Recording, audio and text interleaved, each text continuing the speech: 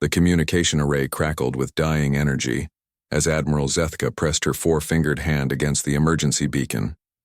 Purple blood seeped through the cracks in her exoskeleton, each drop a testament to the horror that had consumed her fleet.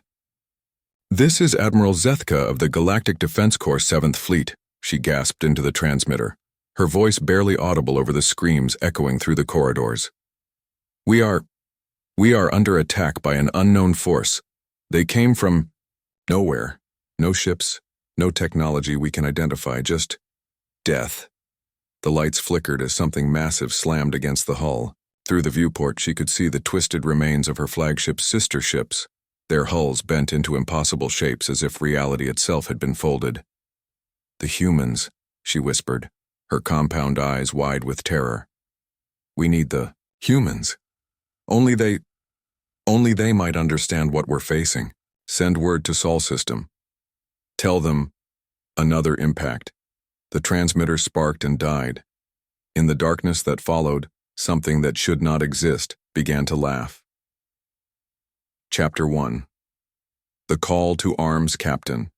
Sarah Chen stood before the holographic display in the war room of Terra Station, her dark eyes reflecting the swirling galaxy map that dominated the space above the conference table. At 42, she had the kind of weathered face that spoke of too many battles fought in the cold void between stars. Her short black hair was streaked with premature gray, and a jagged scar ran from her left temple to her jaw. A souvenir from the Siege of Proxima. "Play it again," she said quietly. The transmission filled the room once more. Admiral Zethka's desperate voice echoed off the metal walls, followed by sounds that made even the hardened military officers present shift uncomfortably in their seats. When it ended, silence stretched like a taut wire. "That was transmitted 6 hours ago," said Commander Marcus Webb, Chen's second-in-command. He was a tall man with pale skin and nervous energy that made him constantly fidget with the datapad in his hands. "Long-range sensors confirm it. The entire 7th Fleet is gone. 37 ships gone." Fleet Admiral Harrison, a grizzled veteran with cybernetic implants replacing his left arm, leaned forward. "The Zephyrians don't scare easily. I've fought alongside them for 15 years. If something terrified Admiral Zethka enough to call for human assistance." He trailed off, the implications hanging heavy in the air. Dr. Elena Vasquez, the station's chief xenobiologist, spoke up from her position at the far end of the table. Her voice carried a slight Spanish accent, and her fingers drummed nervously against her tablet. "The audio analysis is disturbing. Those sounds in the background, they don't match any known species or technology in our databases, which is why they called us," Chen said. She turned to face the assembled officers. "For 200 years, humanity has been the galaxy's problem solvers. When the crystalline hive threatened to consume the Andromeda arm, who stopped them? When the Dark Star cult tried to collapse the galactic core, who figured out how to reverse the process?" "We did," Webb answered, though his voice lacked conviction. "Damn right we did." Chen's voice hardened. "And now something has the most advanced military force in the galaxy running scared. Something that specifically requested human intervention." Admiral Harrison activated another hologram. The location of the distress call was in the Void Reach, the empty space between the Orion and Perseus arms. Nothing there but dead systems and cosmic dust. No reason for the 7th Fleet to even be there. Unless they were chasing something, Chen mused. Or something was leading them there. Dr. Vasquez cleared her throat. "Captain, I've been analyzing the background radiation from the transmission. There are energy signatures I've never seen before. They don't correspond to any known physics." "Impossible," Webb interjected. "Energy is energy. It follows the same laws everywhere in the universe." "That's what we thought," Vasquez replied, her dark eyes troubled. "But these readings suggest otherwise. It's as if the fundamental constants of reality were altered in that region of space." The room fell silent again.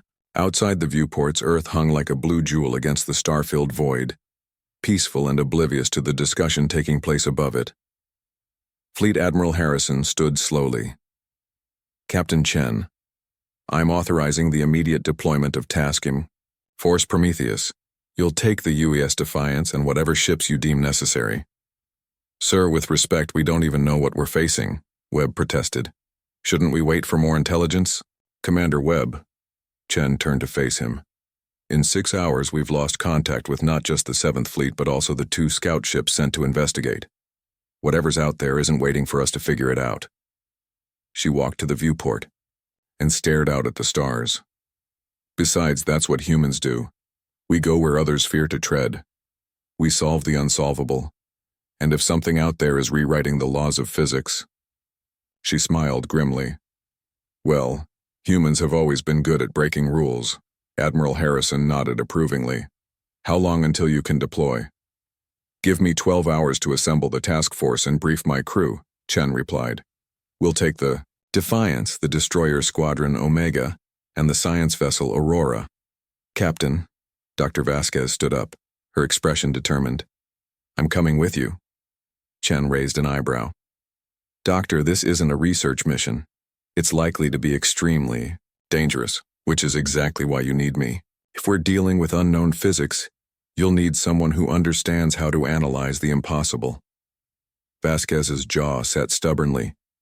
Besides, I've been studying xenobiology for 20 years.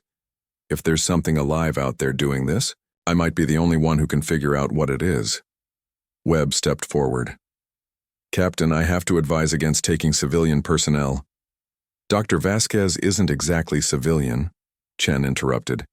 She served in the Titan Wars before becoming a scientist, and she's right, we might need her expertise. As the meeting broke up and officers began filing out to prepare for deployment, Chen remained at the viewport. Webb approached her, his expression troubled. Sarah, he said quietly, using her first name in the way only old friends could. What, if this is something we can't handle? What if humanity's luck has finally run out? Chen was quiet for a long moment, watching the stars. Then we do what humans have always done when faced with the impossible, Marcus. We find a way to make it possible, or we die trying. In the depths of space, something ancient stirred, aware that the call had been answered. The game was about to begin. Chapter 2. Into the Void. The UES Defiance cut through hyperspace like a knife through black silk. In the ship's observation lounge, Captain Chen stood before the massive transparent aluminum viewport, watching the strange lights of hyperspace dance past. The journey to the Void Reach would take 18 hours, time enough to study what little intelligence they had, and to wonder what they might find. Captain, Commander Webb's voice came through the intercom. Dr. Vasquez has something you need to see. Chen made her way to the ship's main laboratory, where she found the xenobiologist hunched over a holographic display showing the audio waveform of Admiral Zethka's final transmission. Dr. Vasquez looked up as Chen entered, her face pale. I've been running advanced pattern analysis on the background sounds, Vasquez explained, manipulating the display to isolate different frequency ranges. Listen to this. She played a segment of the transmission, filtering out everything except the lowest frequencies. What emerged made Chen's blood run cold, a rhythmic pulsing that sounded almost like a heartbeat but wrong somehow. Too fast in some places, too slow in others, as if it couldn't decide what rhythm to follow. It gets worse, Vasquez continued. She adjusted the filters again. This is the same segment but analyzing only the highest frequencies. This time the sound was like whispers, thousands of voices speaking in unison but in no language Chen had ever heard. The words seemed to shift and change even as she listened, as if the very act of hearing them altered their meaning. My God, Chen breathed. What is that? I don't know, Vasquez admitted. But here's the truly disturbing part. The pattern analysis suggests this isn't random. There's an underlying structure almost like what? Like it's trying to communicate. Or maybe, Vasquez hesitated. Maybe it's trying to change us. Before Chen could respond, the ship's intercom crackled to life. Captain, to the bridge. We're receiving another transmission. Chen and Vasquez hurried to the bridge, where they found the crew gathered around the main communication station. Lieutenant Rodriguez, the ship's communications officer, looked up with a confused expression. "Captain, we're picking up a signal from the void reach. It's, unusual." "Let's hear it." The transmission that filled the bridge was unlike anything they had encountered before. It started as static, then gradually formed into something that might have been music, if music could be played on instruments that existed in 11 dimensions. The melody was hauntingly beautiful and utterly alien, rising and falling in patterns that made the listener's mind struggle to follow. "Is it from the 7th Fleet?" Webb asked. Rodriguez shook his head. "No, sir. The signal is broadcasting on frequencies that our ships don't use. And the source..." He paused, checking his readings. "The source appears to be moving in ways that should be impossible." "What do you mean?" "The signal is coming from coordinates that are simultaneously in 17 different locations, Captain. According to our sensors, the source is spread across several light-years of space, but also concentrated in a single point." Dr. Vasquez stepped forward, her scientific training warring with her growing unease. "That's not possible. An object can't exist in multiple locations simultaneously, unless the normal rules don't apply anymore," Chen said grimly. "How long until we reach the void reach?" 6 hours, Captain," replied Lieutenant Torres from the helm. Chen studied the display showing their route through hyperspace. The void reach was appropriately named, a region of space largely empty of stars, planets, or other stellar bodies. It was the kind of place ships avoided unless they had specific business there. "Captain," Torres spoke up again, his young face troubled, "I'm reading some unusual sensor data. The hyperspace currents ahead are unstable." Chen moved to the navigation station. The display showed their projected path as a blue line through the swirling chaos of hyperspace. But ahead of them, the familiar patterns were twisted into configurations that hurt to look at. "It's like someone took a wrench to the fabric of space-time," Torres muttered. "Can we navigate through it?" Chen asked. "I think so, but it won't be smooth. We might experience some temporal distortion." Dr. Vasquez looked up from her readings.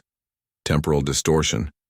Captain, if time is being affected, we could be dealing with something that operates on a completely different level of reality."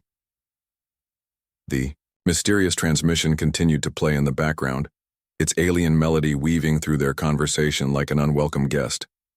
Chen found herself listening to it despite her best efforts to focus on the tactical situation. "Lieutenant Rodriguez, can you trace the source of that signal more precisely?" she ordered. "I'm trying, Captain, but every time I lock onto it, it shifts. It's like it's aware of our attempts to locate it." The bridge lights flickered momentarily, and several officers exchanged worried glances.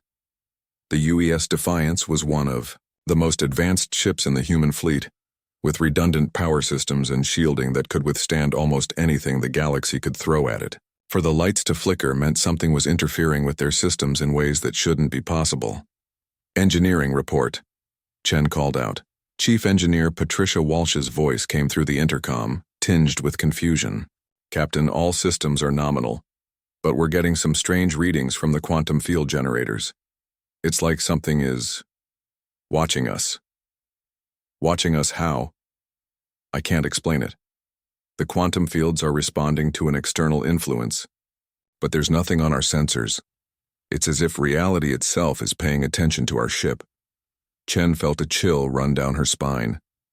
In 30 years of space travel, she had faced pirates, alien warships, cosmic storms, and gravitational anomalies, but she had never encountered anything that could make reality itself take notice. "Dr. Vasquez, I want you to monitor all sensor readings for anomalies," she ordered. "Commander Webb, have all department heads run full diagnostics on their systems. I want to know if anything else is being affected." As her crew scrambled to carry out her orders, Chen found herself drawn back to the strange transmission. The alien music continued to play, and she realized with growing unease that she was beginning to understand it. Not the meaning, that remained incomprehensible, but the pattern. It was starting to feel familiar, as if she had heard it before in dreams she couldn't quite remember. "Captain," Dr. Vasquez approached her quietly. "There's something else. I've been analyzing the quantum signatures from that transmission. They're similar to theoretical models for higher dimensional communication. You mean like telepathy? Not exactly. More like communication that bypasses normal space-time entirely. If something is using higher dimensional physics to broadcast that signal, it might also be using those same principles to... Her words were cut off as the ship suddenly shuddered. Every light on the bridge dimmed to almost nothing, and the steady hum of the ship's systems dropped to a whisper. "Report," Chen barked. "We've dropped out of hyperspace," Torres announced, his voice tight with strain. "But Captain, according to our navigation systems, we're not where we should be." Chen stared at the main view screen as it switched from the swirling chaos of hyperspace to normal space. What she saw made her question everything she thought she knew about the universe. They were floating in a region of space that glowed with soft phosphorescent light. Clouds of luminescent gas drifted past the ship like cosmic jellyfish, and in the distance, structures that might have been ships, or might have been something else entirely, moved in formation too perfect to be natural. "Where are we?" Webb asked, his voice barely above a whisper. "According to our instruments," Torres replied, "we're in the void reach. But Captain, we shouldn't have arrived for another 6 hours." The alien music grew louder, and Chen realized with dawning horror that it was no longer coming through their communication system. It was coming from everywhere at once, from the walls, from the air, from inside her own mind. Outside the viewport, one of the strange structures began to turn toward their ship. Chapter 3. First Contact. The structure approaching the UES Defiance defied every principle of engineering that Captain Chen had ever learned. It was roughly the size of a small moon, but its shape shifted constantly, sometimes appearing as a perfect sphere, other times resembling a complex geometric pattern that hurt to look at directly. Its surface seemed to be made of something that was neither metal nor organic, but somehow both. "Red alert," Chen ordered, her voice steady despite the fear gnawing at her gut. "All hands to battle stations." The bridge erupted into controlled chaos as crew members rushed to their emergency positions. Warning lights bathed everything in crimson. But even the familiar sight of combat preparations couldn't dispel the wrongness of their situation. "Weapons systems online," reported Lieutenant Commander Harris from the tactical station. "But Captain, our targeting computers can't get a lock.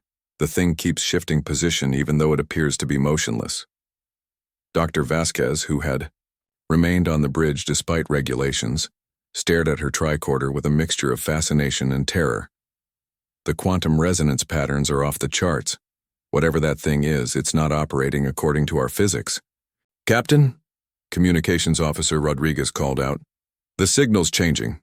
It's trying to form words." The alien music that had been filling their minds gradually shifted, becoming something that almost resembled human speech. The voice that emerged was neither male nor female, but something altogether other. "Welcome," it said, the word echoing through the ship in a way that made the hull vibrate. "We have been waiting for you to arrive." The small purple one spoke. Truly, only the humans would come when called. Chen exchanged a quick glance with Webb before stepping forward. "This is Captain Sarah Chen of the United Earthship Defiance. Who are you, and what happened to the Galactic Defense Corps fleet?" A sound that might have been laughter rippled through the air. "Names are constructs of limited beings. We are what you might call the architects. As for your purple friends, they served their purpose." The main view screen flickered and then displayed an image that made several crew members gasp. It showed the remnants of the 7th Fleet, but the ships had been changed. Their hulls were twisted into impossible configurations, forming patterns that resembled mathematical equations written in metal and pain. "You did this?" Chen asked, her voice hard as steel. "We reshaped them," the entity replied. "As we reshape all things that enter our realm, reality is so limiting in its current form. We seek to improve it." Dr. Vasquez stepped forward, her scientific curiosity overcoming her fear. "You're altering the fundamental laws of physics. That should be impossible." "Impossible is a word used by beings who lack understanding," the architect responded. "We exist in dimensions beyond your comprehension. What you call impossible, we call Tuesday. Despite the dire situation, Chen almost smiled at the entity's use of human temporal references. Why did you bring us here? Ah, the correct question at last. The alien structure moved closer, and Chen could see that its surface was covered in patterns that seemed to shift and flow like living text. We have observed your species for some time, Captain Chen. Humans are unique. While other races accept the limitations of their reality, you consistently attempt to transcend them. You mean we're stubborn? Webb muttered. We mean you are evolution in action, the architect corrected. You take what should not be possible and make it commonplace. You refuse to accept that barriers cannot be overcome. This makes you perfect for our experiment. Chen felt her blood run cold. What experiment? We are artists, Captain. Reality is our canvas. But art requires an audience that can appreciate its beauty. Most species simply dissolve when exposed to our improvements. But humans, the entity's voice carried what sounded like anticipation. Humans adapt.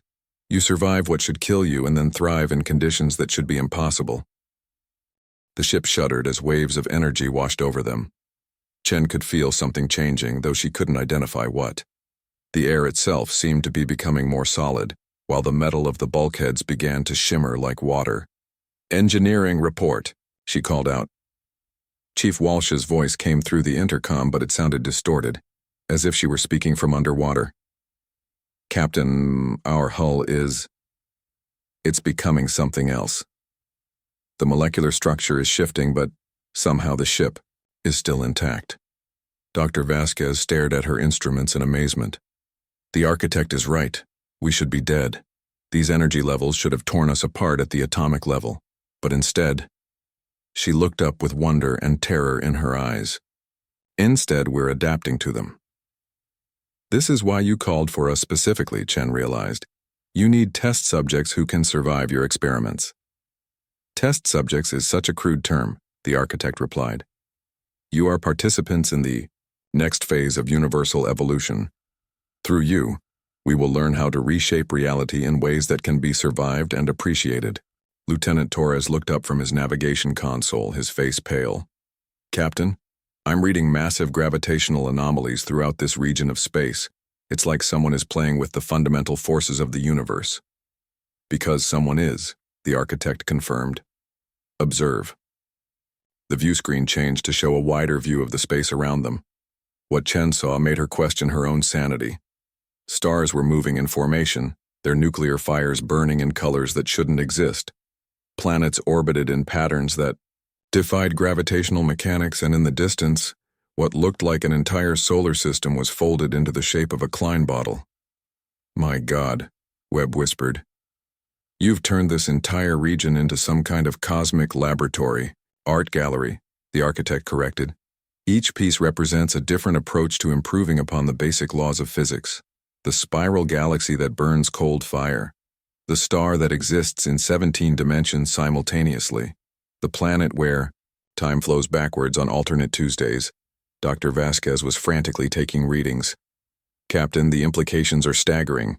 If this entity can manipulate reality on this scale, it could reshape the entire galaxy.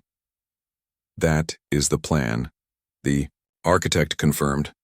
But first, we must understand how conscious beings can exist within improved reality. The purple ones, while aesthetically pleasing, were too rigid in their thinking. They simply broke. But humans. Chen could feel the entity's attention, focusing on her like a spotlight. The sensation was uncomfortable, as if something vast and alien was examining her thoughts. You maintain your coherence even as we alter the basic principles of your existence. Fascinating. Tell us, Captain Chen, what do you think of our art? Chen looked around the bridge. Her crew was still at their stations, still following orders, still human, despite the impossible changes occurring around them. The ship was somehow still functioning even as its very atoms were being rewritten. I think, she said carefully, that you're playing with forces you might not fully understand, and I think you're about to find out why humans are really dangerous. The architect's laughter filled the ship. Dangerous? You are insects compared to us. Your entire species could not threaten beings who exist beyond the constraints of your primitive physics. Chen smiled, and it was not a pleasant expression. That's what they all say, right up until we prove them wrong. Outside the ship, more of the strange structures were converging on their position. But Chen noticed something the architect might have missed. Her crew was adapting to the altered reality faster than the entity had expected. And adaptation was something humans did very, very well. The real test was about to begin. Chapter 4. The Human Factor as More of the Cosmic Structures. Surrounded the UES Defiance, Captain Chen noticed something that filled her with both hope and terror.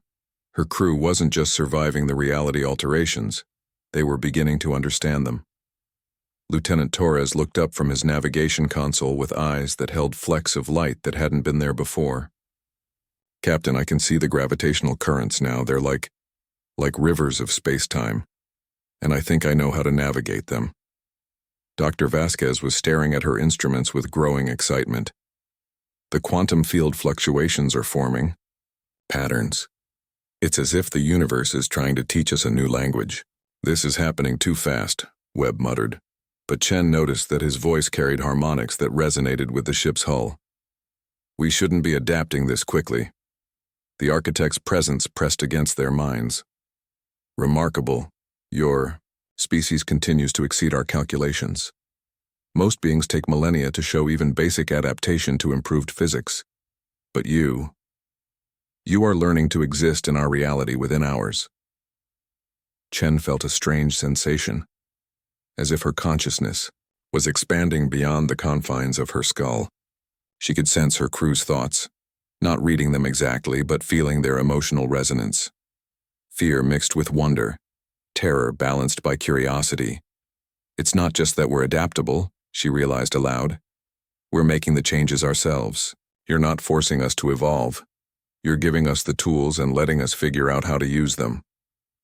An astute observation, the architect replied. Your species possesses something we had not encountered before. The ability to consciously direct your own evolution. Where others are reshaped by superior forces, you reshape yourselves. Chief Engineer Walsh's voice came through the intercom, but now Chen could hear layers of meaning that hadn't been there before. Captain, the ship's systems are integrating with the altered physics. Our engines are drawing power from dimensions that don't have names yet. And somehow I understand how it works. Chen walked to the main view screen, studying the impossible vista of twisted space and dancing stars. What exactly do you want from us? We want to understand your secret, the architect answered. How does a species transcend its limitations while remaining fundamentally unchanged? How do you exist in realities that should destroy you while maintaining your essential humanity? Dr. Vasquez approached Chen, her eyes bright with newfound knowledge. Captain, I think I'm beginning to understand what we're really dealing with. These architects, they're not from our universe originally. They're refugees. The alien presence recoiled slightly. Refugees is not inaccurate. We fled a reality that had become stagnant. A universe where all possibilities had been explored, where novelty had become extinct. We sought a younger cosmos, one still ripe with potential. But you're not just observers, Chen continued the thought. You're trying to transform this universe into something like your old one. Only this time, you want inhabitants who can appreciate the changes. The purple ones and others like them are aesthetically pleasing, but intellectually limited, the architect confirmed. They experience our improvements, but cannot truly comprehend them. It is like performing a symphony for the deaf.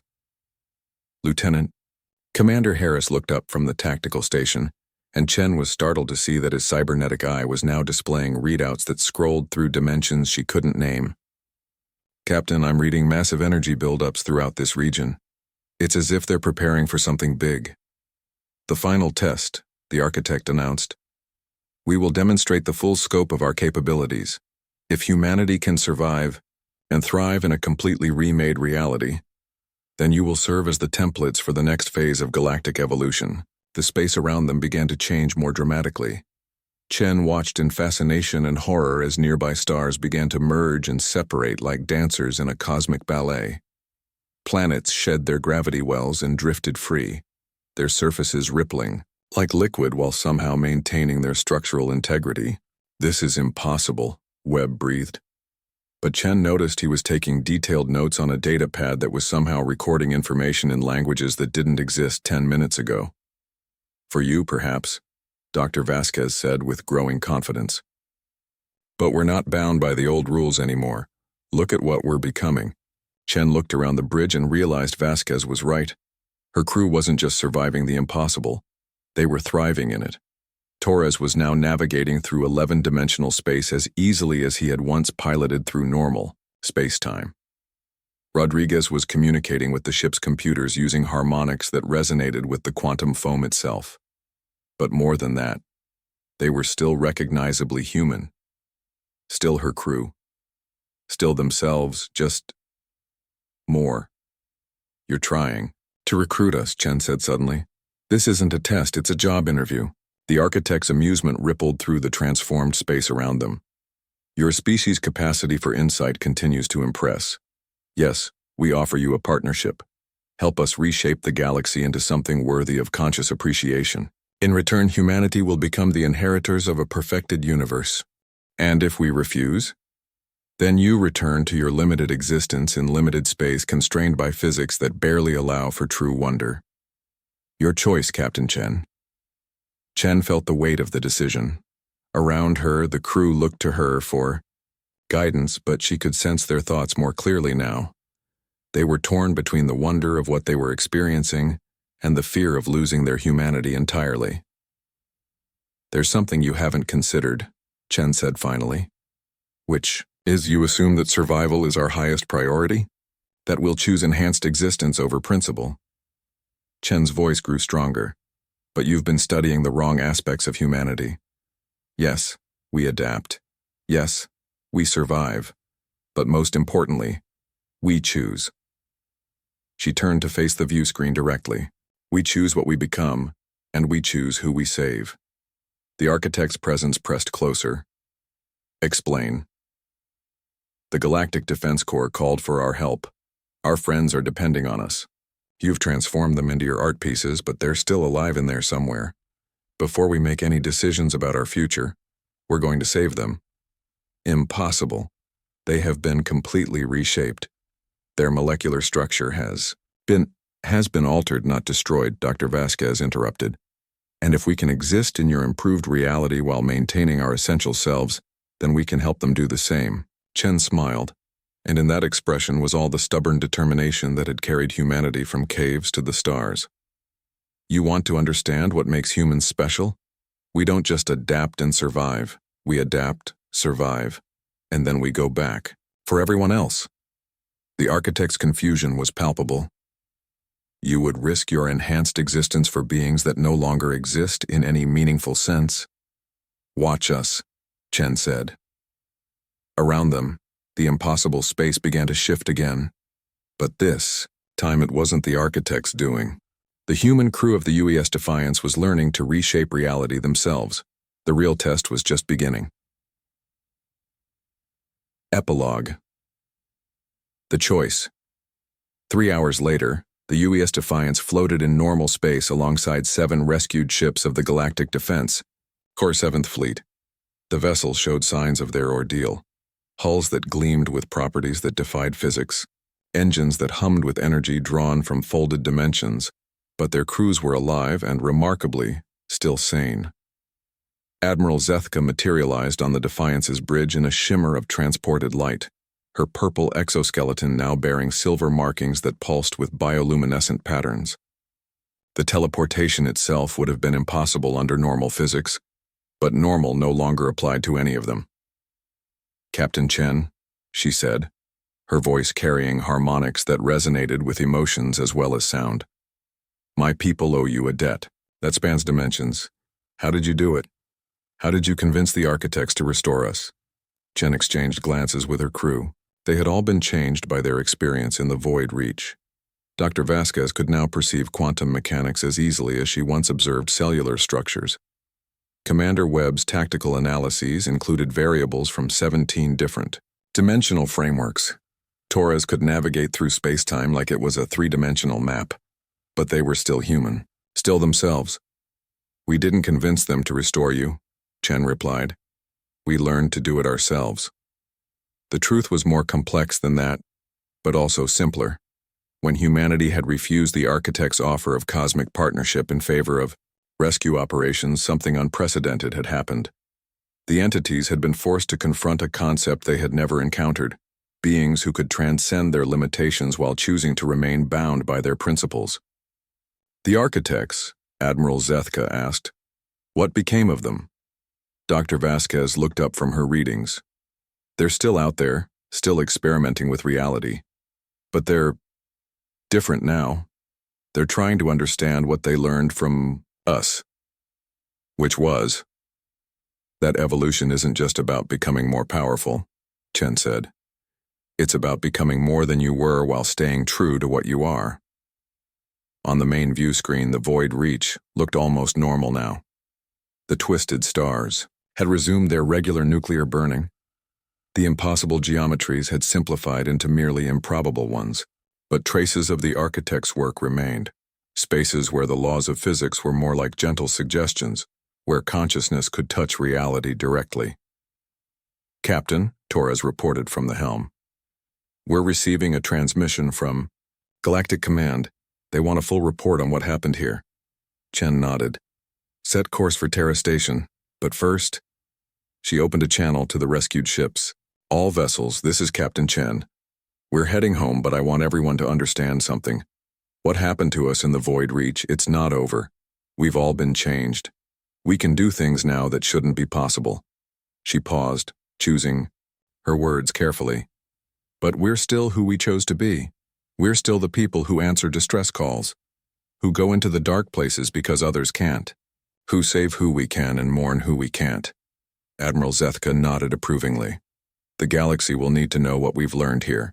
There are other entities out there, other tests of what we are and what we might become. And we'll face them when they come," Chen replied. Together, as the small fleet engaged their enhanced drives, engines that now drew power from the quantum foam itself, Captain Chen remained on the bridge, staring out at the stars. They looked different now, more alive somehow, as if the universe itself had awakened to new possibilities. Commander Webb approached her. "Sarah, do you think we made the right choice? The architects offered us everything. Perfect existence in a perfected universe." Chen smiled. "Marcus, in all the years you've known me, when have I ever chosen the easy path?" "Never," he admitted. "Then why would I start now?" She turned from the viewport. "Besides, perfect universes are boring. Give me a cosmos full of problems to solve, people to save, and impossible odds to overcome. That's what humans do best." Behind them, space folded in ways that would have been impossible 24 hours ago, but which now seemed as natural as breathing. The UES Defiance and her sister ships disappeared into hyperspace, carrying their crews toward home and whatever challenges awaited them there. In the depths of the Void Reach, the architects watched them go with something that might have been respect. They had learned something valuable from their encounter with humanity, that true evolution meant choosing not just what you could become, but what you should become. The galaxy would never be quite the same, and somewhere in the vast darkness, between the stars, something else stirred. Something that had been watching the entire confrontation with interest. Something that had its own plans for humanity and the changed universe they now inhabited. But that would be another story. For another day. For now, the heroes were going home.